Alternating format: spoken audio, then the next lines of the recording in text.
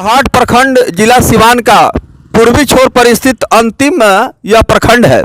और इस पंचायत सोंधानी की बात करें तो यहाँ बहुत सारे उम्मीदवार थे जो बीडीसी के पद पर दावेदारी पेश कर रहे थे, चुनाव के मैदान में भी थे। लेकिन पंचायत सोंधानी की जनता ने हरेंद्र पासवान को बीडीसी के पद पर सेवा करने का सौभाग्य दिया और आज प्रखंड प्रमुख के पद पर ताजपोशी भी हो चुकी है।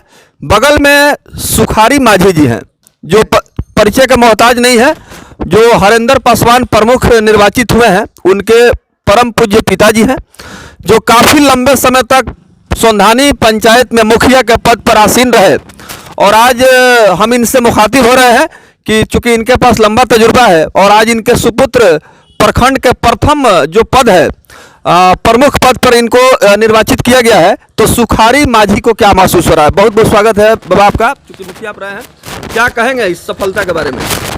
सफलता के बारे में मैं यही कहूँगा कि मैं अनुसूचित जाति से आता हूँ, लेकिन मेरा व्यवहार इतना बढ़िया था कि जो पंचायत रिजर्व नहीं था तो मुझको इस पंचायत के सब जातों ने मुखिया बनाया और मुखिया बना करके 23 वर्षों तक रखा।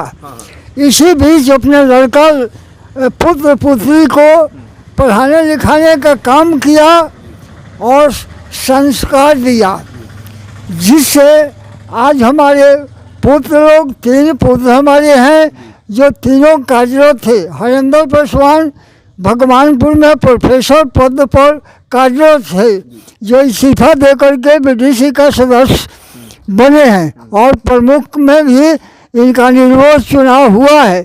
सेकंड बेटा हमारा इंजीनियर के पद पर गया में कार्यरत हैं। तीसरे का पुत्र सासाराम में बिहार पुलिस में कार्यरत है और हरेंद्र पासवान की औरत पत्नी मिडिल स्कूल की प्रधान शिक्षिका है। यही मेरे परिवार की संस्कार है और हम लोग शिक्षा में और व्यवहार में बना करके यहाँ रहते हैं, आज जिससे हम लोगों को इस पंचायत में आज तक मान सम्मान प्राप्त होता है।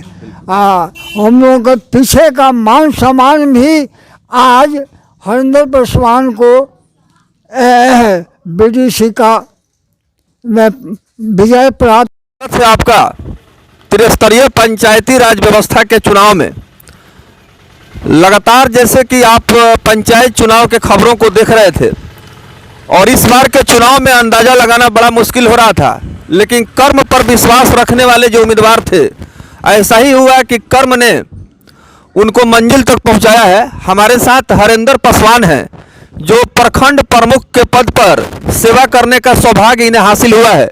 भगवानपुर हाट प्रखंड में प्रमुख पद पर इनकी ताजपोशी हुई है।